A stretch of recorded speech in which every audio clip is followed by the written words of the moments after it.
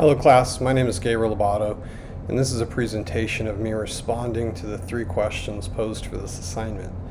First question is, based on your understanding of a Christian worldview, how would you define psychopathology? It's basically a study of mental disorders, and based on the reading assignments for this week, I now understand that mental disorders to be some variation of, for lack of better words, a deficiency in the brain, and this can include a lack of brain matter and or the brain functioning in an abnormal manner. And number 2 is that mental disorders are associated with some sort of environmental experience, and this environmental experience can trigger the mental disorder with or without the influence of a brain deficiency.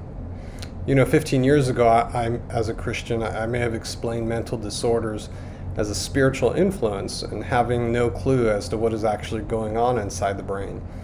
As a Christian now studying to become a professional counselor, I believe that mental disorders should not be easily explained away by a spiritual influence. And as an associate pastor, one of my primary goals is to shed some light on mental health within the realm of my ministry influence.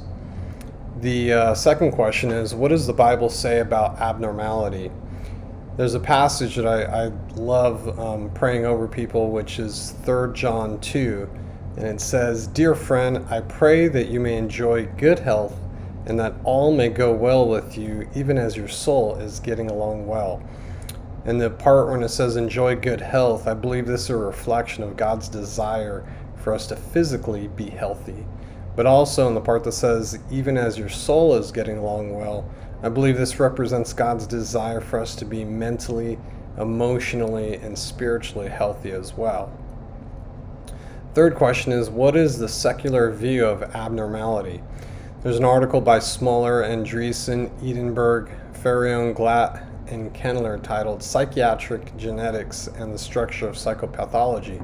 And it stated that all major psychiatric disorders, including depression, schizophrenia, bipolar disorder, and alcohol dependence, as well as many other syndromes such as panic disorder, ADHD, drug abuse, autism, and obsessive-compulsive disorders, that they're all strongly associated with certain traits, behaviors, or disorders within a family.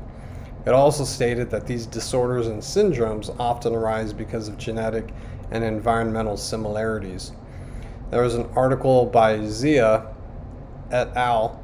Titled Linked Dimensions of Psychopathology and Connectivity in Functional Brain Networks, and it stated that mood, psychosis, fear, and externalizing behavior are 4 dimensions of psychopathology that clearly reveal unique patterns associated with brain connectivity. This information validates what I described earlier as psychopathology sometimes being associated with a brain deficiency, whether it's a lack of brain matter or dysfunction in how the brain operates. This concludes my presentation. Thank you for watching.